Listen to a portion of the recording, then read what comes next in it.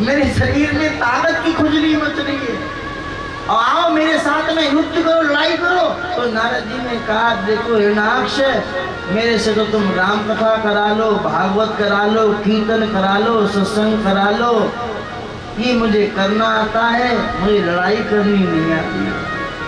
हिरणाक्ष, मुझे लड़ाई करनी तो नहीं आती है पर लड़ाई करानी आती है, और मैं तुम्हें एक ऐसा योद्धा बताऊंगा जो तुम्हारे बराबर का है, तुम्हारी खुजली खत्म हो जाएगी। बताओ बताओ बताओ।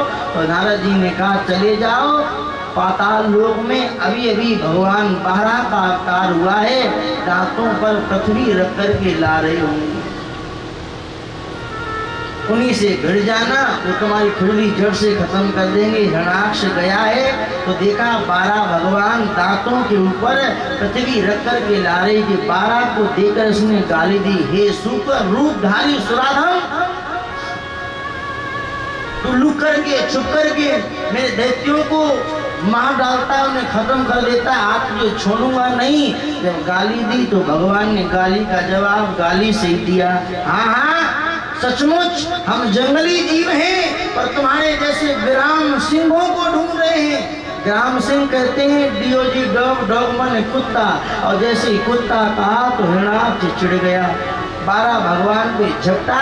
12 भगवान ने पृथ्वी को तो साइड में रखा, हिरणाक्ष साथ में युद्ध करने लगे, भयंकर युद्ध होने लगा। कमर सीधी करो, पंजे से पंजा, गोटे से गोटा, गदा से गदा, भयंकर युद्ध हो रहा है। युद्ध करते करते क्या हुआ है, ब्रह्मा जी ने कहा 12 भगवान ज्यादा देर नहीं लगाओ, इस राक्षस हैं, संध्या होने वाली है, संध्या हो गई तो इनकी शक्ति दुगनी हो जाएगी। अब हम आपको बताएं, देखो भाई राक्षसों की शक्ति संध्या को दुगनी कैसे होती है। आपने कई बार सुना तो है, ये राक्षस होते ना ये दिन भर सोते रहते हैं, घर से निकलते भी नहीं, कथा कीर्तन सत्संग इनको मतलब नहीं होता है इससे। ये निकलते हैं शाम को जब थोड़ा थोड़ा अंधेरा हो जाता है तो नहा धो करके तेरे नाम की मांग निकाल के, बॉडी स्प्रे डाल करके, सेंट लगा करके, बुलेट मोटरसाइकिल पे बैठ के सीधे जाते हैं। वो किधर है भाई, बोलो किधर है, क्या बाईपास, सीधे वहाँ जाते हैं। ठीक है भाई, कोई अद्दा, कोई कौआ, कोई बोतल रहता है इत्यादि लेंगे और आपस में पियेंगे और फिर आएंगे, गांव की गलियों में हल्ला मचाएंगे बिना फालतू में। हजार हम गांव का चौधरी है, हजार हम राजा देशर का चौधरी है, लोगों को गाली देंगे, बेफालतू में गाली देंगे। घर में जाएंगे तो बच्चों को मारेंगे, पत्नी से झगड़ा करेंगे, घर के बर्तन निकाल करके बाहर गलियों फेंकेंगे। ये भाई बताना, ये राक्षस नहीं है तो क्या है? शराब पीना इंसान का काम नहीं है। समुद्र मंथन से मदिरा निकली, देवताओं ने नहीं ली थी, राक्षसों ने ली थी। जो चाहते हो हंसी खुशी से जीना तो मेरे भाई कभी दारू नहीं पीना। जो पिएंगे दारू उनके बच्चे लगाएंगे एक दिन। जाने कितने घर बर्बाद हो गए, मैंने देखा है, जाने कितने घर बर्बाद हो गए इस शराब से। बड़े बड़े अमीर अरबपति खरबपति रोडपति बन गए तो शराब के कारण। भाई बर्बादी है, उसमें आजादी क्या है? आजकल तो ये शराब वाला व्यसन हमारी माताओं बहनों में भी चल रहा है बहुत ज्यादा। ये भी किट्टी पार्टी के बहाने जाती हैं और फिर करें चेस। आपको किसने सिखा दिया? आपको किसने बता दिया ये सब? क्या शिक्षा दोगी अपनी बच्ची को? क्या शिक्षा दोगी अपने बालकों को? हमारे यूपी की एक कहावत है उत्तर प्रदेश की कि बापे पूत परापत घोड़ा होए ना थोड़म थोड़ा, माता पिता के गुण ही तो संतान में आते हैं। जैसा माँ का स्वभाव है थोड़ा न थोड़ा पुत्री के अंदर जरूर आएगा, जैसा पिता का स्वभाव है थोड़ा न थोड़ा पुत्र के अंदर वो स्वभाव जरूर आएगा। अगर घोड़ा पालने वाला आलसी है तो वो जिस घोड़ा की सेवा करेगा वो घोड़ा भी आलसी हो जाएगा। माताओं, अगर बेटी को अच्छे संस्कार नहीं दोगी ना, कमर सीधी करो फिर थाली फजीती करो। अगर बेटी को बढ़िया संस्कार नहीं दोगी ना रोटी बनाना नहीं सिखाओगी, सब्जी बनाना नहीं सिखाओगी, घर चलाना, गृहस्थी चलाना उसे नहीं सिखाओगी ना, और जब वो ससुराल जाएगी वहाँ काम खराब करेगी, जानती हो गाली किसे मिलेगी? देखिए बताऊं क्या, जानती हो गाली किसे मिलेगी? सास कहेगी है माँ रानी ने कुछ नहीं सिखाया। इसलिए पढ़ाना गलत बात नहीं, बहुत पढ़ाओ, अच्छी बात है, खूब बड़ी बड़ी पढ़ाई पढ़ाओ, अच्छी बात है, पर साथ साथ में रोटी कैसे बनाते हैं ये भी सिखाओ। ये नहीं कि जब कह जाए रोटी बनाओ तो भारत का नक्शा बना करके रख दिया, सब्जी बनाओ तो कड़ी बना करके रख दिया, ऐसा नहीं करना। साथ साथ में सिखाओ उसे, घर गृहस्थी का काम भी सिखाओ। भगवान ने कहा कि ब्रह्मा जी बोले 12 भगवान ज्यादा देर न लगाओ, हिरणाक्ष राक्षस है, संध्या होने वाली इसकी शक्ति बढ़ जाएगी। 12 भगवान ने फिर गदा उठाया है, युद्ध होने लगा, भयंकर युद्ध हो रहा है, पंजे से पंजा, गोटे से गोटा, गदा से गदा, अयोध्या करते करते करते करते क्या हुआ है, 12 भगवान ने हिरणाक्ष की तलपटी पर एक तमाचा लगाया है। तमाचा लगते हिरणाक्ष गिर गया तो मर गया, और मर गया तो उसका कल्याण हो गया। बजाओ ताली जोर से।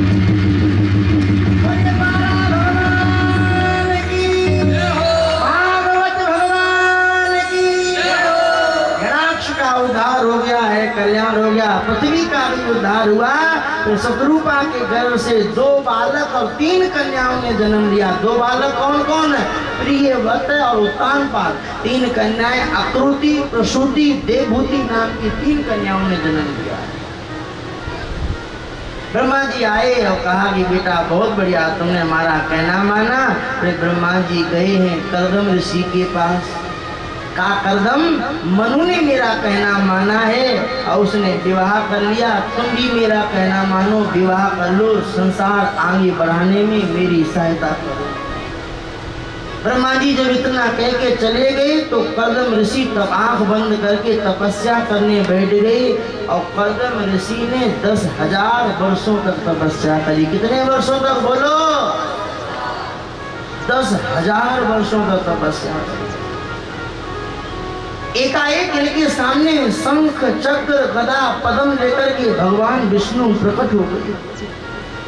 कर्दम ऋषि ने भगवान विष्णु को प्रणाम किया है, भगवान का दर्शन किया है, और कर्दम ऋषि आज भगवान की स्तुति करने लगे, प्रार्थना करने लगे, प्रभु देना है तो दीजिए जन्म जन्म का साथ, मेरे सिर पर रख दो ठाकुर अपने ये दोनों हाथ। बड़े भाव से देखो कैसे स्तुति कर रहे हैं।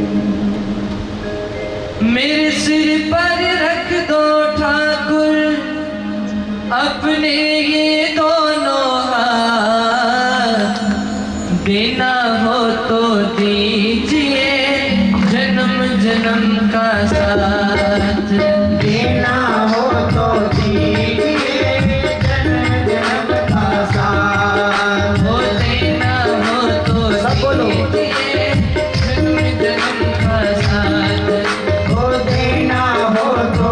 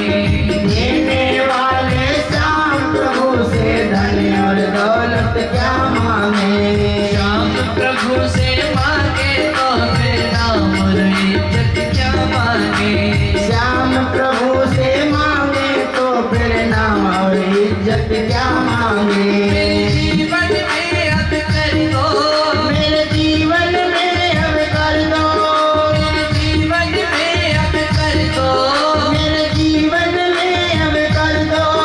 तुम कृपा की बरसात देना हो तो दीजिए जन्म का साथ। हो देना हो तो दीजिए जन्म जन्म का साथ।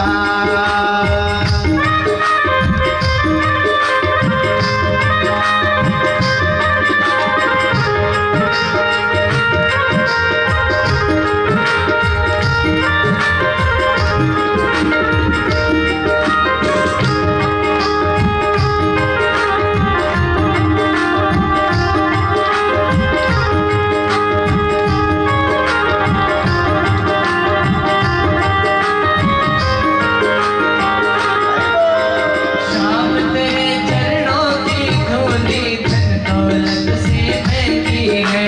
श्याम तेरे चरणों की धूली धन दौलत से महंगी है। एक नजर कृपा की बाबा राम जग से महंगी है। एक नजर कृपा की बाबा नाम जग से महंगी है। दिल की तो बनाया ही है, मेरे दिल की तमन्ना यही है। मेरे दिल की तो बनाया ही है। मेरे दिल की तमन्ना यही है। करूं सेवा दिन और रात, देना हो तो दीजिए जन्म जन्म का साथ। देना हो तो दीजिए जन्म जन्म का साथ।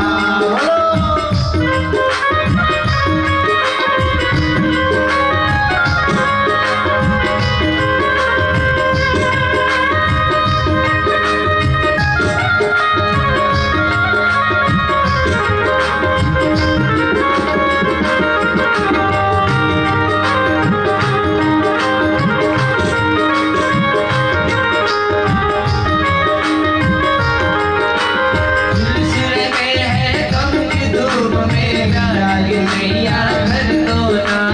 झुलस रहे हैं गम की धूप में प्यार की छैया कर दो ना।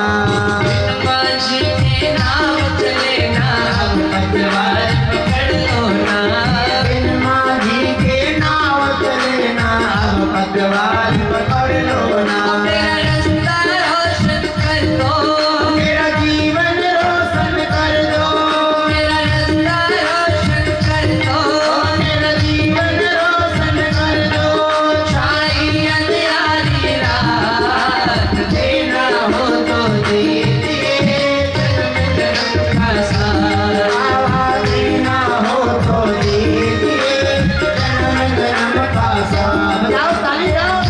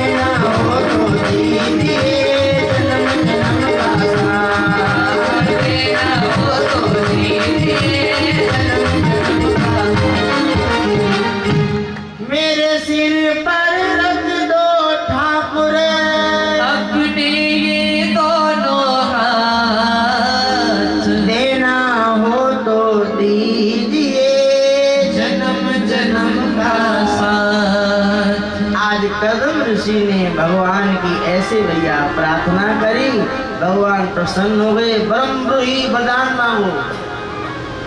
कर्दम ने कहा कि ब्रह्मा जी की आज्ञा है, विवाह कर लो।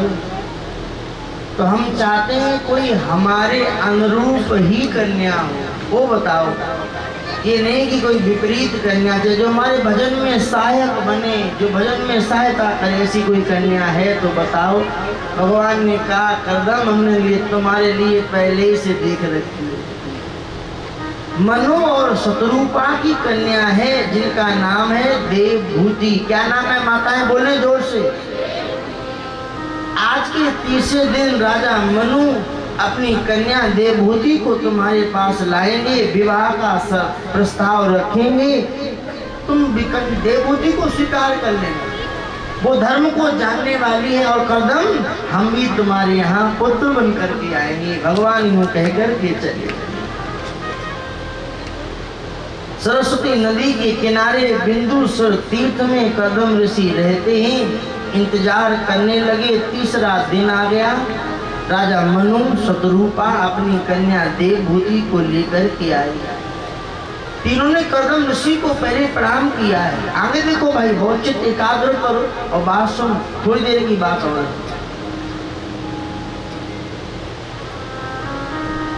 कर्दम जानते हैं ये देवभूति है, इसका विवाह मेरे साथ होगा। देखें तो ये धर्म जानती है कि नहीं जानती। परीक्षा लेने के लिए कर्दम ने 3 आसन डाल दिए। एक आसन पे मनु बैठ गए, एक आसन पर शतरूपा बैठ गई। पर देवभूति तो धर्म को जानती है, वो जानती है कि पति के बराबर आसन पर नहीं बैठना चाहिए। आसन पे हाथ रखा और माता देवभूति जमीन पर बैठ गई। जरा बताना भैया, अगर आजकल की होती तो वो कहाँ बैठती? हमारे हेमराम जी कह रहे महाराज सिर पे बैठती। ये बैठती नहीं, आजकल तो बैठे। माताओं का एक ही कर्तव्य है। माता अनुसुईया सीता को समझाती हैं कि माताओं का क्या धर्म है। एक ही धर्म, एक ही व्रत नेमा, काय वचन मन पति पद प्रेमा। अपने पति को परमेश्वर मानो और उनकी सेवा करो। माताओं का एक ही धर्म है। कई हमारी माताएं कहेंगी महाराज जी थे तो कह दिया सेवा करो, कि इनकी सेवा करें? ये पी के तो उल्टे पड़े, तो क्या इनकी सेवा करें? एक बात बताता हूँ माताओं, ये अच्छे पति नहीं बन पाए, आप तो अच्छी पत्नी बन के दिखाओ। इनकी करनी इनके साथ और आपकी करनी आपके साथ में। देवभूति माता जमीन पर बैठ गई। कर्दम ने कहा, मनु जी बोले कि हे कर्दम, ये उत्तानपाद और प्रियवत की बहन है, इसे आप स्वीकार कर लीजिएगा। कर्दम ने शर्त रखी, बोले मैं विवाह, ठीक है मैं विवाह तो करना चाहता हूँ, पर मेरी एक शर्त है, जब तक इसके कोई संतान नहीं होगी तब तक मैं घर में रहूंगा, और संतान जन्म ले लेगी तो मैं संन्यास लेकर के जंगल चला जाऊंगा। देवभूति ने शर्त को स्वीकार कर लिया। कर्दम और देवभूति मैया का विवाह हो गया। मनु शतरूपा वहां से चले गए और कर्दम का भैया विवाह हुआ। तो कर्दम भोगों में नहीं लगे। कर्दम ऋषि आंख बंद करके तपस्या करने के लिए बैठ गए। सदैव स्वामी जी महाराज श्री राम सुदास जी महाराज कहा करते थे कि बड़े बड़े संतों की आत्मा भारतवर्ष में जन्म लेना चाहती है, पर यहाँ पर उनको योग्य माता पिता नहीं मिलते। भैया किसके घर में जन्म लेके आ जाए? ये गुटखा खाने वालों के घर में आ जाए, ये जर्दा और सुपारी खाने वालों घर में आ जाए, कि जो रात दिन शराब पीते हैं, रात दिन घर में झगड़ा करते हैं, इनके घर में जन्म लेकर के वो आ जाएंगे क्या? अगर राम ने जन्म लिया है तो वहाँ पर दशरथ और माता कौशल्या जैसे माता पिता हैं। अगर भगवान कृष्ण ने जन्म लिया है तो वहाँ वसुदेव और देवकी मैया जैसे माता पिता हैं। माताओं देवकी बनो, कौशल्या बनो, देवभूति बनो, तो भगवान अवतार लेकर के आएंगे, नहीं तो संत तो आएंगे। कर्दम ऋषि तपस्या करने बैठ गए। देवभूति माता इनकी सेवा करती है। कई वर्षों के बाद जब कर्दम ने आंखें खोली तो सामने देखा कोई बूढ़ी बूढ़ी माता बैठी है, आंखों के नीचे काला काला हो गया, झुर्रियां पड़ गई, खाल लटकने लगी है, बालों की जटाएं बनी, कोई ऐसे मालूम पड़े बूढ़ी बैठी है। कदम बोले देवी आप कौन? देवभूति ने कहा लो मेरे को भूल गए, मैं आपकी अर्धांगिनी देवभूति, याद है मनु अपनी कन्या का विवाह तुम्हारे, हाँ कदम ने कहा हाँ याद आया। देवभूति आप अपने घर नहीं गई, पिता के घर नहीं गई? कैसे जाती, आप तपस्या करने बैठे गए तो मेरा तो धर्म था आपकी सेवा करना, मैं तो आपकी सेवा करती रही। कर्दम ने कहा देवभूति तुम्हारी सेवा से मैं बहुत प्रसन्न हूँ, वरदान मांगो तुम्हें क्या चाहिए? देवभूति ने कहा अगर आप प्रसन्न हैं तो जिस भाव को लेकर के आपने विवाह किया था वो भाव पूरा कीजिएगा। कर्दम देवभूति दोनों ने सरस्वती नदी में स्नान किया है, सुंदर से राजकुमार राजकुमारी जैसा भेष हो गया, विमान को तैयार किया, सब प्रकार के भोगों की सामग्री उसमें उपस्थित है, हजारों दासी दास उस विमान में उपस्थित हैं। देवभूति कर्दम उस विमान में बैठ गए और विमान हजारों वर्षों घूमता रहा। एक एक करके माता देवभूति के गर्भ से 9 बालिकाओं ने जन्म लिया। कितनी बालिकाएं बोलो, जोर से बोलो माताओं, 2 नहीं 9 2 सुनाई देता है। 9 बालिकाओं ने जन्म लिया है। और कर्दम जी बोले हम तो कहा था कि एक हो जाएगी तो जंगल चले जाएंगे भजन करने, यहाँ तो 9 हो गई है, तपस्या का विचार ही नहीं आया। चलो अब चलते हैं तपस्या करने के लिए। कर्दम ने बैग उठाया, डाला कंधे पर, जैसे ही जा रहे तो देवभूति बोली कहाँ जा रहे हो? कर्दम जी बोले मैं तपस्या करने जा रहा हूँ। तुम तो तपस्या करने जा रहे हो पर ये 9 कन्याओं का विवाह कौन करेगा? कर्दम ने विचार किया भाई बात तो ठीक है और बात वास्तव में ठीक है, जब तक राजेश जी जिम्मेदारी बनी रहे तब तक महात्मा नहीं बनना चाहिए। पहले जिम्मेदारी को पूरा करो फिर महात्मा बन जाओ। कभी कभी महावीर जी आपके मन में आता तो हो गई, आता है कि नहीं आता है? जब घर में परेशान हो जाते हो, रोज रोज की किच किच, रोज रोज की पिक पिक, जब परेशान हो जाते हो तो मन में आता होगा चलो ऋषिकेश चलेंगे, गंगा किनारे बैठ जाएंगे, भजन करेंगे, मन में आता होगा ना। पर जैसे ही घर से चलो तो आवाज आई कहाँ जा रहे हो? नहीं दुकान पे जाके वापस नहीं जा रहा, बस दुकान पे जाके कभी वापस आ रहा। कर्दम ने कहा भाई बात भी ठीक है और भगवान ने कहा था कि हम तुम्हारे घर में जन्म लेकर के आएंगे, तो भगवान की प्रतीक्षा करने लगे।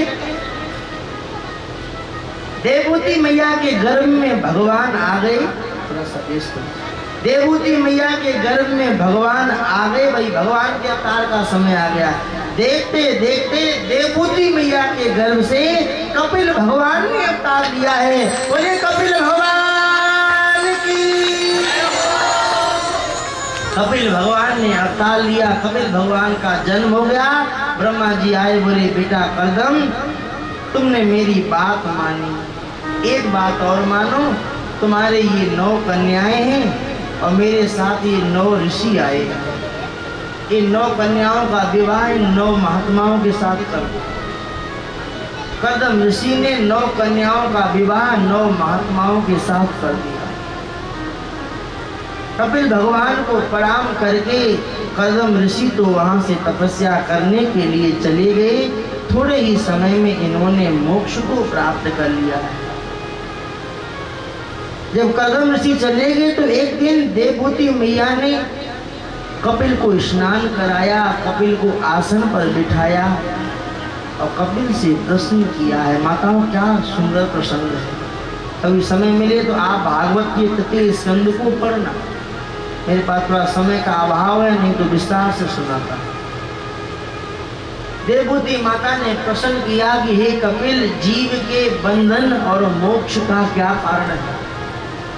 बंधन किसका है और मोक्ष किसका होता है? कबीर साहब की वाणी है कि मन के हारे हार है, मन के जीते जीत, और मन ही मिलावत राम सो मन ही करत फजीत। मन के मारे बन गए बन तज बस्ती माही, कहे कबीर मन लालची है कहूँ ठहरत नहीं। क्योंकि मन की गति है अटपटी और झटपट लखे न कोई, और जो मन की खटपट मिटे तो झटपट दर्शन हुए। बंधन तो मन का ही है, मन मिला तो मेला और नहीं तो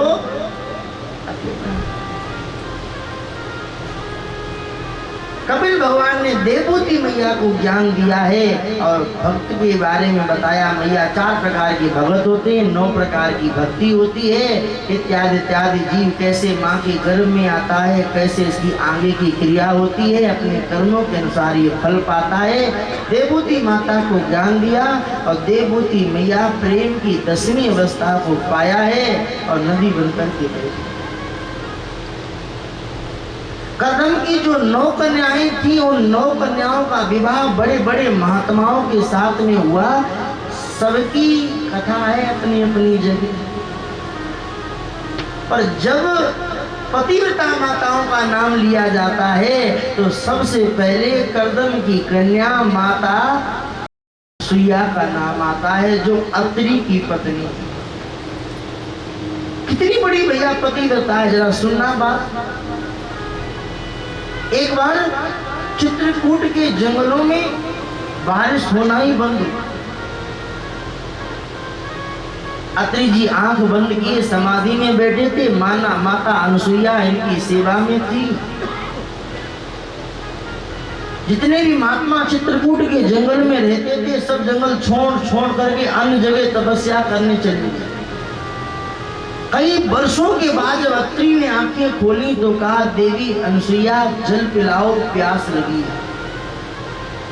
अनुसुईया माता ने विचार किया, कहां से जल लाऊं, इनको कैसे बताऊं, कितने वर्ष हो गए यहाँ बारिश भी नहीं हुई है, अब ये जल मांग रहे हैं, जल कहां से लाऊं। अगर मना करूंगी तो पति की आज्ञा की अवहेलना हो जाएगी, मेरा जो धर्म है वो खंडित हो जाएगा। और लाऊं तो लाऊं कहां से। कमंडल को हाथ में ले लिया, आश्रम के बाहर आई। सुनना भाई, बात सुनना।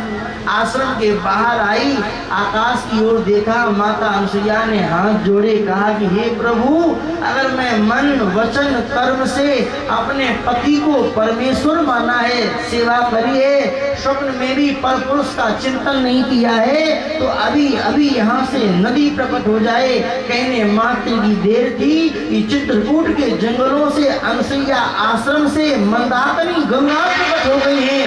बोले अनुसुईया मैया, इतनी बड़ी ये पतिव्रता, इन्होंने मंदाकिनी गंगा को प्रकट कर दिया। अनुसुईया के पतिव्रता धर्म की चर्चा जगह जगह फैलने लगी, उसकी ख्याति बढ़ने लगी। और ठाकुर जी को देखो माताओं, ठाकुर जी को जब कोई लीला करनी होती है ना, तो संतों के हृदय में प्रेरणा करते हैं। एक दिन नारद जी महाराज देवी लक्ष्मी, पार्वती और ब्रह्मांडी के पास में गए और कहा कि देवियों, ये बताओ संसार में सबसे बड़ी पतिव्रता कौन है। तो तीनों देवियां बोली, नारद जी हम ही हैं, और कौन है। नारद जी बोले, मैया थे तो कौन नहीं हो सबसे बड़ी पतिव्रता, तो कौन है। संसार में सबसे बड़ी पतिव्रता है देवी अनुसुईया। तीनों देवियों ने कहा कि नारद जी, वो मृत्यु लोक की माताएं हम देवलोक की माताओं की बराबरी करने लगी हैं। नारद जी ने कहा, माता बात तो यही सही है, संसार में सबसे बड़ी पतिव्रता है देवी अनुसुईया। देवियां बोली, हम तो नहीं मानेंगे। नारद जी बोले, परीक्षा करके देख लेना। और नारद जी आग लगाई, वहां से चले। तीनों देवियों के जब पति देव घर पे आए, ब्रह्मा विष्णु महेश, तो तीनों देवियों ने कहा कि स्वामी ये बताओ संसार में सबसे बड़ी पतिव्रता कौन है। तीनों देवता बोले, देवियों यहाँ कोई आया था क्या। हाँ आए थे। कौन आया था। यहाँ नारद जी आए थे। देवी नारद जी क्या कह रहे थे। नारद जी कह रहे थे संसार में सबसे बड़ी पतिव्रता है देवी अनसुईया। देवताओं ने कहा कि देवियों, अगर नारद जी ने कहा है तो बात सत्य है, क्योंकि जानती हो अनसुईया किसका नाम है? जानती हो नारद किसका नाम है? नारद, नारद, नारद, जिसकी बात को कोई रद्द न कर पाए वही तो नारद है। ये तो हम लोगों ने, कथा वाचक लोगों ने नारद जी महाराज की अपने मन के अनुसार ऐसी व्याख्या कर दी, पर नारद जी की शास्त्रीय व्याख्या है स्वच्छंद गति नारदः, जिनकी गति स्वच्छंद है, जो भगवान के मन कहे जाते हैं वही तो नारद जी महाराज। और एक बहुत विशेष बात, जिसके ऊपर नारद जी की कृपा हो गई, जिसको नारद जी मिल गए उसको भगवान जरूर मिले। देवियां बोली कि हम तो ऐसे नहीं मानेंगे, तो देवताओं ने कहा फिर, बोले परीक्षा करो। देवताओं ने समझाया कि पतिव्रता स्त्रियों की परीक्षा नहीं लेनी चाहिए, पर देवियां मानी नहीं। देवता लोग परीक्षा लेने के लिए ब्राह्मण महात्मा का भेष बनाकर अनसुईया के आश्रम पे आए, आवाज लगाई, भिक्षाम देहि, भिक्षाम देहि। अनसुईया माता फल फूल लेकर के आई, लो बाबा जी, माता हम ये भिक्षा नहीं लेंगे, हम तो चाहते हैं कि आप अपनी गोदी में बिठा करके अपने हाथ से मुझे खिलाओ। माता अनसुईया ने विचार किया कि ऐसी बात करने वाला ये कोई महात्मा नहीं हो सकता, और मैं किसी अगर परपुरुष को छूंगी तो मेरा धर्म नष्ट हो जाएगा। आंख बंद करी, देखा तो देखा वो महात्मा नहीं है, वो तो ब्रह्मा विष्णु बोलो महेश है। अच्छा, हमारे धर्म की परीक्षा लेने आए हो, लो हम आपको गोद में बिठा के खिलाएंगे। हाथ में लिया जल, किया संकल्प, जल को ऐसे फेंका है तो तीन जो बड़े बड़े देवता थे छोटा छोटा टावर बन गए। माता अनसुईया ने उनको बढ़िया से दूध पिलाया है, बढ़िया से स्नान कराया, श्रृंगार किया है, और माता अनसुईया ने पालना डाला। तीनों देवताओं को पालना में लिटा दिया।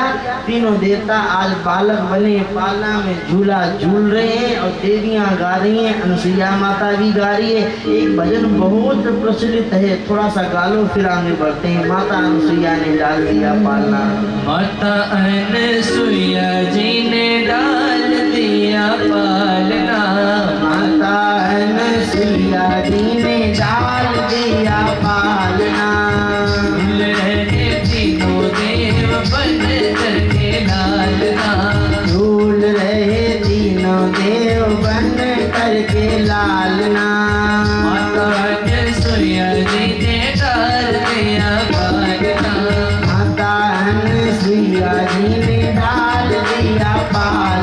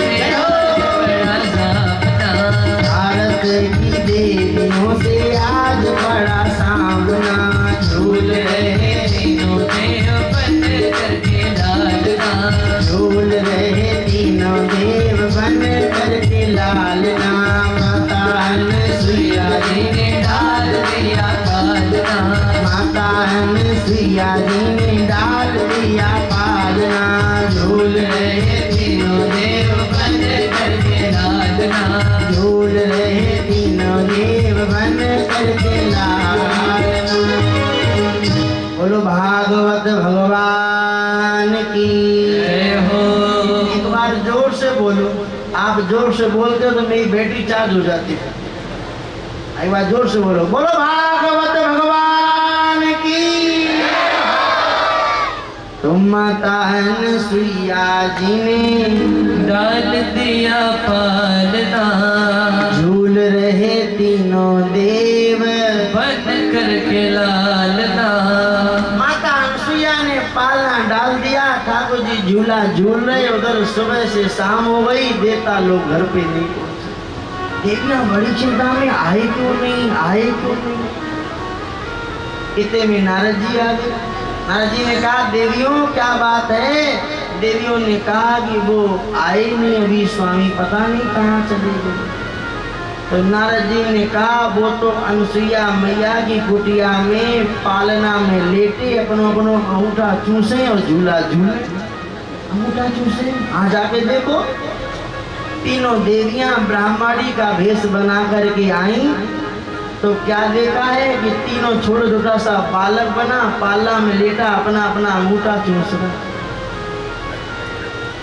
इशारे में कहा कि हमने मना किया था ना कि सतियों की परीक्षा ना लो, तुम नहीं मानी, देखो हमारी क्या दशा हुई। तीनों देवियां दौड़ के गई, माता अनसुईया के पैर को पकड़ लिया, मैया हमें क्षमा कर दो, गलती हो गई, माता हमें क्षमा कर दो, गलती हो गई। देवी अनसुईया ने कहा अरे देवियों तुम कौन हो।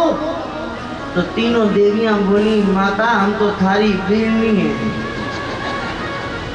हमसे कहा मैया सोचा कि बालक एक एक बिलात का 21-21 हाथ की बीरनी कहां से आ गई। हम कोई ब्राह्मणी नहीं है, हम तो लक्ष्मी पार्वती और सावित्री हैं। ब्रह्मा जी की पत्नी का नाम सावित्री। हम तो सावित्री हैं, हम तो ब्राह्मणी हैं और हमने इन्हें भेजा था परीक्षा लेने के लिए, आप क्षमा कर दो। तब माता अनसुईया ने तीनों बालकों को आजाद किया। भगवान विष्णु ने कहा कि मैया आपने मुझे बालक माना है तो जाओ हम आशीर्वाद देते हैं, हम आपके घर पर बालक बन करके ही आएंगे। विष्णु भगवान के अंश से दत्तात्रेय ने जन्म लिया है, ब्रह्मा जी के अंश से चंद्रमा ने जन्म लिया है और भगवान शंकर के अंश से ऋषि दुर्वासा ने जन्म लिया है। ऐसी ऐसी हमारे यहाँ पतिव्रता माताएं हुई जिन्होंने बड़े बड़े देवताओं को भी छोटा छोटा बालक बना दिया था। पतिव्रता धर्म का पालन करो, बहुत बड़ा धर्म है, ये बहुत बड़ा व्रत है।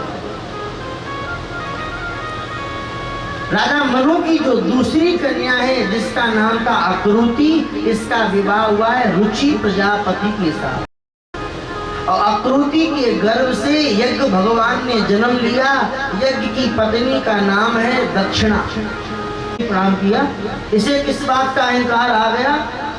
विभूति लगाने वाला, नरमुंडों की माला पहनने वाला, जटाएं रखने वाला, अमंगल भेष वाला। ना तो इसकी माँ है, ना इसके पिता है, ना इसके घर है, ना इसके रहने का ठिकाना, ना खाने का ठिकाना। इसके बाल तो देखो जैसे रस्सी हो। इसे किस बात का अहंकार आ गया। इसने मुझे क्यों प्रणाम नहीं किया। दक्ष भगवान शंकर का अपमान करने लगा, बहुत उल्टा सीधा बोला। दक्ष ने कहा कि देवताओं आज के बाद इस सभा में उन लोगों को नहीं बुलाया जाएगा जो दूसरे का सम्मान करना नहीं जानते। सब देवता इधर उधर देख रहे कि किसने किसका सम्मान नहीं किया। दक्ष ने कहा इधर उधर क्या देखो, ये महादेव मेरे आने पर खड़ा नहीं हुआ और मुझे प्रणाम नहीं किया। दक्ष से नहीं रहा गया, क्रोध तो कहीं ना कहीं से निकलेगा। किसी का आंसू बन करके निकलता है, किसी का शब्द बन के निकलता है। कई बहुत ने लोगों को देखा है, उनको क्रोध आता है तो फिर उनका बस नहीं चलता तो वो रोते हैं, बहुत रोते हैं। और कई लोग ऐसे होते हैं कि क्रोध में दांती पीस करके और फिर पता नहीं कहां से इनको शब्द आते हैं, ऐसे शब्द बोलते हैं। दक्ष से नहीं रहा गया। दक्ष ने हाथ में जल डाला, संकल्प किया, महादेव को श्राप दे दिया, जाओ हम तुम्हें श्राप देते हैं कि आज के बाद यज्ञ में तुम्हें कभी भाग नहीं दिया जाएगा।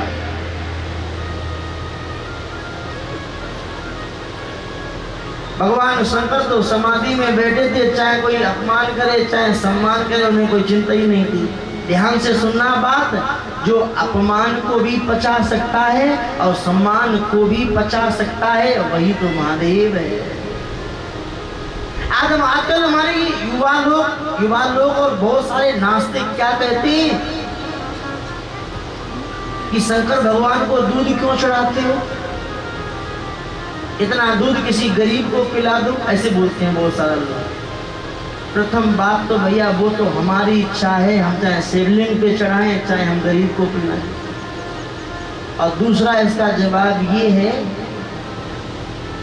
कि आप वो एक पुराण है जिसमें आयुर्वेद को पढ़ना तो जरा उसमें देखना सावन के महीने में दूध पीना उचित है क्या। उसमें बताया गया कि सावन के महीने में दूध पीने से कौन कौन सी बीमारी तैयार होती है। जिस महीने में जिस चीज का त्याग करने को बोल दिया गया, महादेव ने उस चीज को अपना लिया है। जो सम्मान को भी पचा सकता है, अपमान को भी पचा सकता है, वही तो महादेव है। जिसको कोई सहारा नहीं देता उसको मेरा महादेव सहारा देता है। एक बार ये बिच्छू सर्प महादेव के पास गए और रोने लगे। महादेव ने कहा क्यों रो रहे हो, बोले रोए ना तो करें क्या, तुमने तीनों लोगों को बसा दिया, सबको रहने का स्थान दिया, किसी को वैकुंठ, किसी को ब्रह्मलोक, किसी को अमरावती, हमारे रहने के लिए कौन सा स्थान बनाया। हम जिसके भी घर में जाते हैं, घर में घुस जाए तो माताएं बहनें चिमटा से पकड़ करके मेरा मुंह कुचल देती हैं, मार देती हैं। शंकर जी ने कहा कि तुम आज के बाद कहीं नहीं जाओगे। बिच्छू को लिया, कान में लगा लिया, बोले तुम हमारे आभूषण हो। सर्प को लिया, गले में लपेट लिया। शंकर जी के गले में जो सर्प भगवान लिपटे रहते, इनका नाम है वासुकी। एक बार ये भूत प्रेत चले गए बाबा के पास और रो करके, वो बाबा बोले रो क्यों रहे हो, रोए ना तो करें क्या, तुमने मेरे मुंह तो दिया नहीं है खाने के लिए, सुई के समान मुंह है, भूख तो लगती है। किसी के ऊपर अगर किसी के शरीर में प्रवेश कर जाए, भाई बाबा जी को बुलाता है, बाबा जी जादू मंत्र करके और मुझे बोतल में बंद करते और नदी किनारे गाड़ देते और रोए ना तो करे क्या। शंकर जी ने कहा कि आज के बाद भूतों तुम कहीं नहीं जाओगे, जाओगे तो केवल राजल देशर में जाओगे। आज के बाद आप कहीं नहीं जाओगे, आप सब मेरे पास रहो। भूतों को अपना गढ़ बना दिया। जो सम्मान को भी पचा सकता है, अपमान को भी पचा सकता है, वही तो महादेव है। दक्ष ने शंकर को श्राप दिया, शंकर जी कुछ नहीं बोले, पर भगवान का अपमान भगत से भैया नहीं देखा गया। नंदी जी उठ के खड़े हुए, बोले दक्ष मैं बहुत देर से देख रहा हूं, तूने बक बक बक बक बक बक लगा करके रखा है। तूने मेरे स्वामी को श्राप दिया तो जा मैं तुझे श्राप देता हूं। दक्ष तेरे इस धड़ के ऊपर बकरे का सिर लगाया जाएगा। आज नंदी ने दक्ष को श्राप दे दिया। सभा में भृगु जी आए थे, जो यज्ञ के आचार्य बन के आए थे, वो उठ के खड़े हुए। अब बोले नंदी आपको बीच में नहीं बोलना चाहिए था, ये तो ससुर और दामाद का झगड़ा हो रहा था, तुम तो बाहर वाले हो, तुम बीच में बोले तो जाओ हम श्राप देते हैं। महादेव के जो गढ़ होंगे वो कैसे होंगे, नरमुंडों की माला पहनने वाले होंगे, जटाएं रखने वाले होंगे, विभूति लगाने वाले होंगे, ऐसे अमंगल भेष वाले महादेव के गढ़ होंगे। भगवान शंकर ने आंखें खोली तो देखा वो उसे श्राप दे रहा, वो उसे श्राप दे रहा, वो उसे दे रहा। शंकर जी बोले मेरे गढ़ों, ये स्वागत समारोह है कि श्राप समारोह है। गढ़ों ने कहा ये था तो स्वागत समारोह, पर इस वायरस ने इसे श्राप समारोह बना दिया। महादेव ने कहा चलो अपने यहाँ चलते, यहाँ नहीं रुकेंगे, जहाँ मन शांत ना हो, चित्त शांत ना हो, वहां पर नहीं रहना चाहिए। भगवान शंकर गणों को लेकर के वहां से चले गए। दक्ष ने इस बात की गांठ बांधी, मेरा अपमान किया है तो मैं अपने अपमान का बदला जरूर लूंगा। बदला लेने की भावना से दक्ष ने हरिद्वार में कनखल में एक यज्ञ किया माताओं, जिसे बोलते हैं बृहस्पति यज्ञ। और दक्ष ने उस यज्ञ में सब लोगों को बुलाया, पर जानबूझ करके महादेव को नहीं बुलाया, अपनी बेटी सती को भी नहीं बुलाया, विष्णु जी को भी नहीं बुलाया, ब्रह्मा जी को भी नहीं बुलाया। और दक्ष का निमंत्रण पा करके ये देवी देवता सुंदर सुंदर वस्त्र आभूषण पहन के विमान पे बैठ के कैलाश के ऊपर से निकले।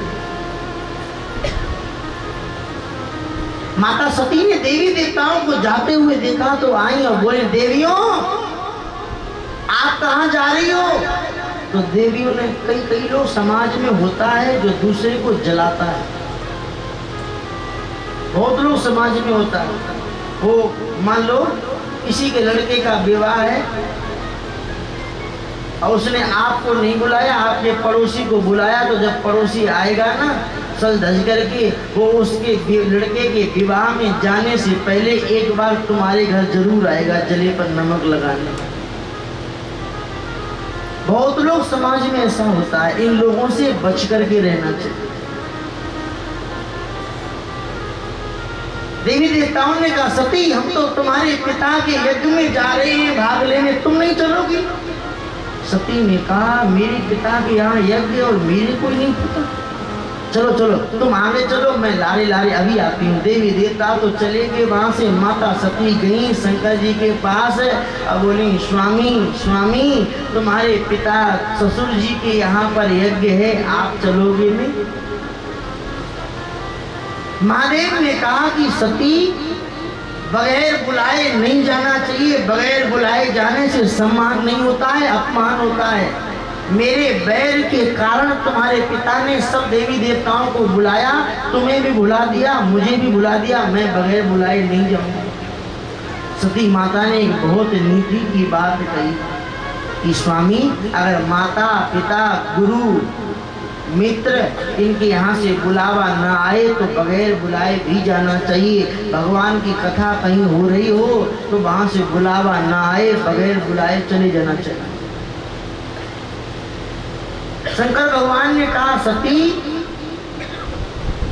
यद्यपि तुमने बात बढ़िया कही, इन 4 लोगों के यहाँ से बुलावा ना आए तो बगैर बुलाए भी जाना चाहिए, पर इनमें भी तदपि विरोध मान जहाँ कोई तहाँ वे कल्याण ना होई। इनमें भी अगर कोई विरोध मानने वाला है तो वहां जाने से कल्याण नहीं होता है। पर सती माता की तो जच गई यहाँ पर, मैं तो जाऊंगी, पिताजी के यहाँ यज्ञ है, मैं तो जाऊंगी, मैं तो जाऊंगी। ये माताएं हैं ना, पता नहीं कौन सी माटी की बनाएंगी। पियर से धोखे में भी मिस कॉल आ जाए तो पट कॉल को वापस, हाँ क्यों फोन किया था बताओ? तो मैंने तो देखा और सुना भी है कि घर में क्या क्या आजकल ऐसी माताएं हो गई कि घर में आज सब्जी कौन बनाए सास से नहीं पूछेंगी, माँ को फोन लगा के पूछते हैं। सही बोल रहे हैं ना? बोलो सही बोल रहे हैं ना? हम जानते हैं कि आप दुखी हो, पर क्या करें? ज्यादा दुखी हो तो छोड़ दो, घर बन जाओ बाबा जी, और क्या। ठीक है ना? ज्यादा दुखी हो गए क्यों जीवन जीना, बिना फालतू में आत्महत्या करोगे, कुंड आदि में कूदोगे, उससे बढ़िया छोड़ दो, घर बन जाओ बाबा जी, वृंदावन में रहो, राधे राधे।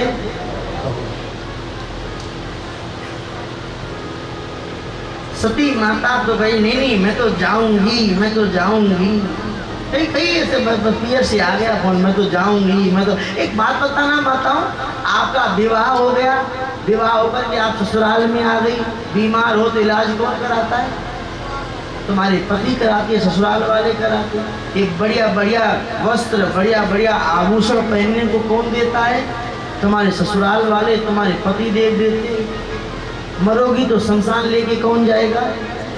तुम्हारे पति देव लेकर के जाएंगे, तो फिर रोज पियर क्या जाना। कई माताओं का तो बैग तैयार ही रहता है, कहाँ जा रही हो? पिए जा रही हूँ, मेरे भैया की लड़के का विवाह भती पिए जा रही हूँ। ये माताओं रोज रोज पियर क्या जाना?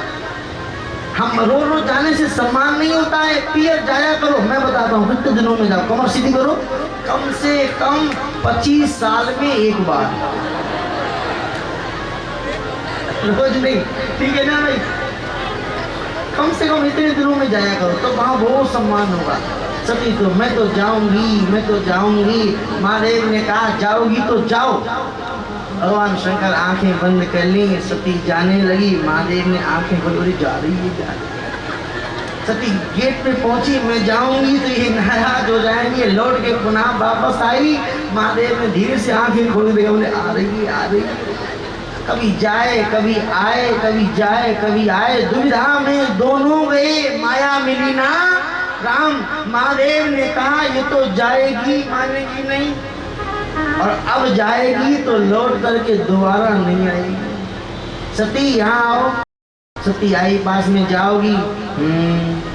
नहीं मानोगी। तो सती तुम्हारा जो सामान है ना वो भी साथ में ले जाओ। आपको भैया पता होगा माताओं के पास क्या सामान होता है? 2-4 टिक्को मिक्को के डिब्बा। सती ने थैली में डाले डिब्बा। महादेव ने कहा कि देखो ये जो मेरे गढ़ है ना, इन गढ़ों को भी तुम साथ में ले जाओ।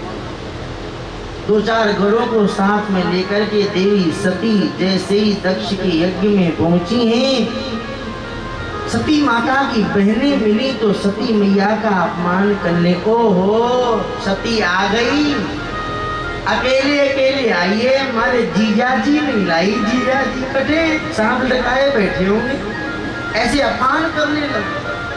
एक जब सती माता की माँ मिली है तो माँ ने सती को हृदय से लगाया और पास में गोद में बिठाया। एक बात कहना चाहूंगा भैया, माँ तो माँ ही होती, माँ के जैसा शायद संसार में दूसरा भगवान ने बनाए नहीं। एक कवि ने कहा कि भगवान ने ही अपना रूप माँ के रूप में बनाया। माँ चाहे कितनी भी बूढ़ी हो जाए, बेटा चाहे कितना भी बड़ा हो जाए, पर माँ की ममता कम होती है क्या? बोलो भैया, बोलो। माँ ने सती को पास में बिठाया, हृदय से लगाया, कहा बेटा ये सब समय का खेल है, समय आएगा तेरे पिता का पति का द्वंद्व मिट जाएगा। समय समय पर होत है, समय समय की बात, और किसी समय के दिन बड़े, किसी समय की रात। सती माता वहां से उठकर के खड़ी हुई जहां पर यज्ञ हो रहा था, यज्ञ पे पहुंची है।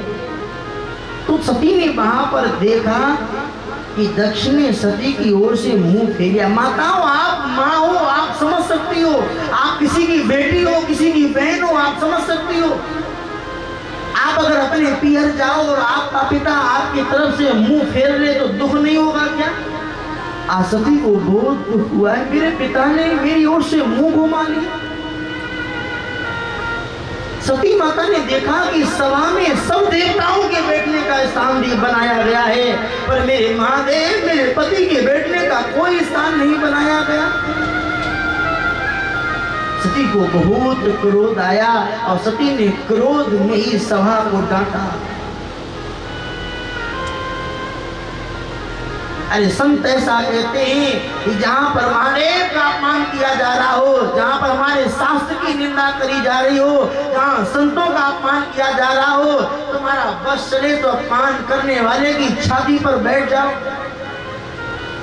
और उसकी जीभ को काट करके फेंक दो, अलग निकाल दो। तुम्हारा बस ना चले तो कानों में ऐसे उंगली लगा लो, वहां से चले जाओ। अपने संतों का, अपने गुरु का, अपने धर्म का अपमान सुनने से पाप लगता है, निंदा सुनने से पाप लगता है। होई पाप गौ घात समाना। सती ने सारी सभा को डांटा। सभासदों, जिन जिन लोगों ने यहाँ पर महादेव की निंदा सुनी है या अपने आंखों से देखी है, वो सब लोग अपनी करनी का फल पाएंगे। मेरा पिता दक्ष मंद बुद्धि का है, ये पछताएगा। सती ने कहा इसने महादेव का अपमान किया। अरे महादेव तो जगत की आत्मा है, मेरा महादेव तो जगत का पिता है, इसने मेरे महादेव का अपमान किया। माता सती ने कहा कि अब मैं अपने शरीर को नहीं रखूं, मेरा शरीर तो इन्हीं के अंश से उत्पन्न हुआ है ना।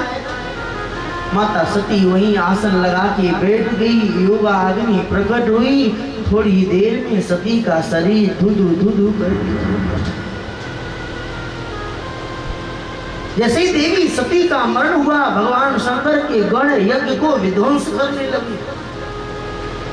रघु जी महाराज ने ऐसी आहुति को पढ़ा है और मंत्र पढ़कर के आहुति यज्ञ में छोड़ी तो ऋभु नाम के देवता प्रकट हो गए और उन देवताओं ने भगवान शंकर के गणों को वहां से भगा दिया। गणों ने आकर के रोते चिल्लाते हुए सती का हाल महादेव को सुनाया और जैसे सती माता का मरना भगवान शंकर ने सुना तो क्रोध आ गया। महादेव ने जटा को उखाड़ा और जटा को जमीन पर पटका है तो वीरभद्र नाम का गढ़ पैदा हो गया। महादेव ने कहा वीरभद्र जाओ, जाकर के दक्ष को दक्ष की करने का दंड अवश्य दो। वीरभद्र गणों की सेना लेकर के चला, चलने से धरती डगमग डगमग डगमग डगमगने लगी। जैसे दक्ष के यज्ञ में पहुंचे पंडाल को उखाड़ करके फेंक, बंधनों के सूत्रों को तोड़ दिया, वेदियों को उखाड़ करके फेंका है। जो वहाँ देवता बैठे थे पकड़ पकड़ के उनमें भगदड़ मच गई। पकड़ पकड़ के देवताओं का किसी का हाथ तोड़ा, किसी का पांव तोड़ा, किसी की नाक नोची। रघु जी थे, लंबी लंबी दाढ़ी ऐसे पकड़ के ऐसे हाथ ले रहे थे, गड़ गया। रघु की दाढ़ी पकड़ के उखाड़ ली, पूंछ पकड़ के उखाड़ ली। पूषा नाम के देवता आए थे, जोर जोर से हंस रहे थे। एक गढ़ ने बनाया मुक्का मारा पूषा के मुंह में, तो दांत थे वो अंदर ही चले। यज्ञशाला में हाहाकार सा मच गया। वीरभद्र ने दक्ष को पकड़ा है, कमर सीधी करो। दक्ष को यज्ञ की वेदी पर डाला, तलवार को निकाला है, तलवार का प्रहार किया तो दक्ष का सिर धड़ से अलग हो गया। सिर को उठाकर के अग्नि कुंड में स्वाहा और जैसे ही दक्ष का मरना हुआ पूरी सभा में हाहाकार मच गया। सब देवता दौड़े दौड़े ब्रह्मा जी के पास में गए। ब्रह्मा जी ने कहा देवताओं कहाँ गए थे? देवता लोग बोले भंडारा खाने गए थे। कैसा रहा भंडारा? देखो कोई हाथ दिखाए, कोई टांग दिखाए, बोले ऐसा रहा भंडारा। अरे देवताओं तुम्हें शर्म नहीं आती है? जहाँ मैं नहीं गया, जहाँ पर ब्रह्मा जी नहीं गए, जहाँ पर शंकर जी नहीं गए, जहाँ विष्णु जी नहीं गए, ब्रह्मा जी ने कहा देवताओं तुम्हें वहां पर नहीं जाना चाहिए। अब गए हो तो तुम सब अपनी अपनी करनी का दंड अकेले ही भुगतो। देवताओं ने प्रार्थना करी, कहा चलो शंकर जी के पास चलो, उन्हें मनाना है। ब्रह्मा जी आए शंकर जी के पास तो भगवान शंकर ने ब्रह्मा जी का अपने पिता के समान आदर किया। शंकर भगवान को प्रसन्न देखा, देवताओं को इशारा किया, सब देवता आ गए और आकर के भगवान शंकर की स्तुति करने लगे। भगवान शंकर को मना रहे हैं बड़े भाव से। देवता कैसे स्तुति करे? भोलेनाथ से निराला, शंभुनाथ से निराला, कोई और नहीं। थोड़ा सावन का महीना चल रहा है, थोड़ा शंकर जी की भजन गा लो। भोलेनाथ से निराला, शंभुनाथ से निराला, कोई और नहीं। भोलेनाथ से निराला, शंभुनाथ से निराला, कोई और नहीं। भोलेनाथ से निराला, शंभुनाथ से निराला, कोई और नहीं। भोलेनाथ से निराला, शंभुनाथ से निराला, कोई और नहीं। और नहीं, कोई और नहीं हो। और नहीं, कोई और नहीं। भोलेनाथ से